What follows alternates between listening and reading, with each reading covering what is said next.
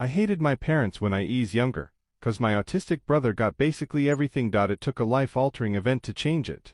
Venting. I, 30M, have an autistic younger brother, 28. He was diagnosed with autism at 3 years old. I didn't understand it at first, and I admit that I was somewhat mean to him, partly cause he couldn't stop me, but also partly cause, isn't that what brothers do? Anyway, after he was diagnosed, all our lives changed. What used to be about finding common ground for everyone turned into what's best for him. It didn't really hit until I was in the 3rd grade, for a couple reasons. Mainly cause I started to understand the way my life would be for the next almost 15 years, also partly cause that's when I started getting bullied. But that's a different story for a different day. From the 3rd grade, we started doing everything together. Like I didn't get hardly anything that was about me, unless it was a birthday meal. When I fully understood what was going on, I began to resent my parents. I would often sneak out and stay at my friend's house, lie to his grandpa about it being okay with my parents if I could stay there, just so I could get away. When I wasn't at home, my life was great.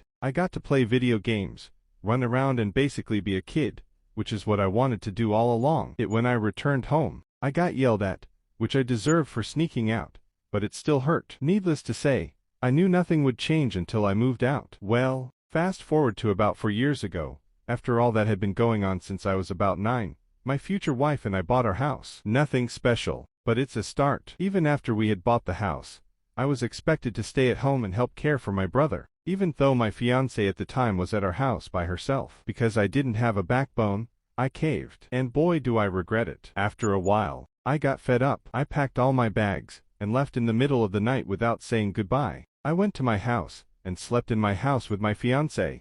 The next morning, I woke up to over 20 missed calls and 30-40 text messages, and they all said the same thing: "Get your ass home now." I simply replied, "No, I'm 26 years old, and I am living with my fiancé." I told her what I told my parents, and she praised me for standing up for the right thing. From that point on, things got a lot better for me. We planned our wedding, got married, and yes, my parents and brother came. Then about a week after we got married, my mom told me I need to come out to the house. It's important. They lived about 35-40 minutes away, and I was tired, so I didn't want to drive that far. But she insisted I go, so I did. When I got there, they told me that they were getting a divorce. It hit me like a freight train. I didn't see it coming, but looking back now, I'm glad they did. They always fought, usually about money. But then, things changed. My dad stayed in the house, and my mom moved closer with her family, about 2 hours away from my house. After they fully divorced, things changed for the better. My relationship with both my mom and dad improved significantly. No more screaming matches,